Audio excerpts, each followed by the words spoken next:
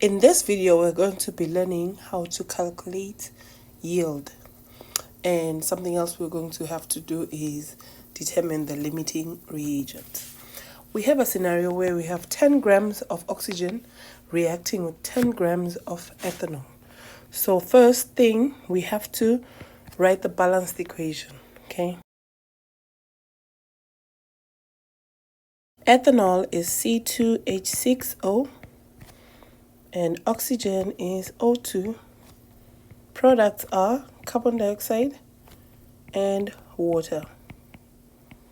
If you do not know the formula for reactant, just ask. To balance this equation, we'll first balance carbons. We have 2 carbons on the reactant side and 1 on the product side. We put 2 in front of carbon dioxide so that the carbons are balanced.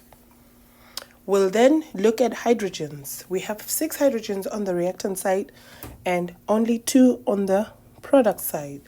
So we balance them by putting 3 in front of H2O. Lastly, we look at the oxygen.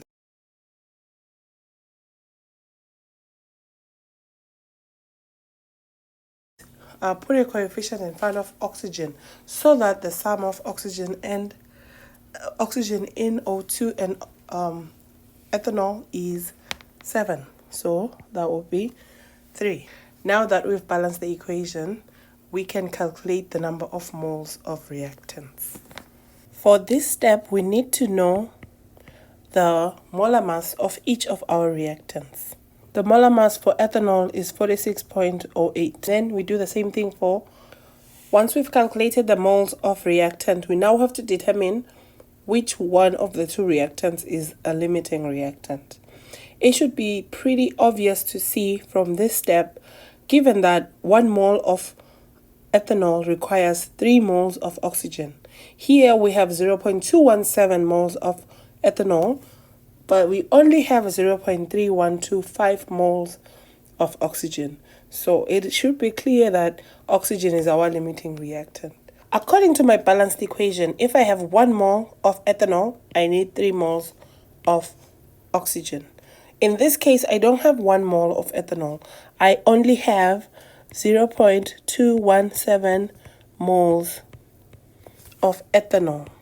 That means that I need 3 times of this, of oxygen. So I require 0.217 multiplied by 3 moles of oxygen because of the mole ratio that we have here. Obviously, this value here is way bigger than the amount of oxygen we actually have.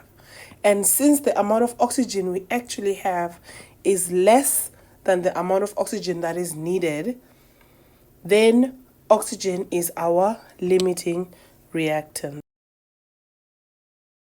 We use the mole ratio of the limiting reactant to the product to figure out how much product is formed. In this case, the product we're focusing on is water.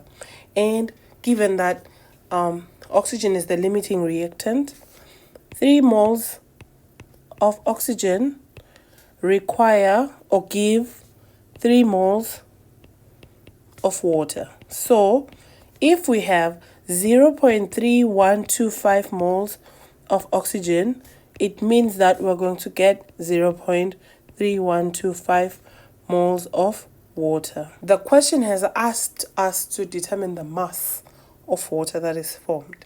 We know that 0.3125 moles of water, if we multiply that by 18.02 grams per mole, which is the molar mass of water, we will get, so our final answer here is 5.63 grams to 3 significant figures.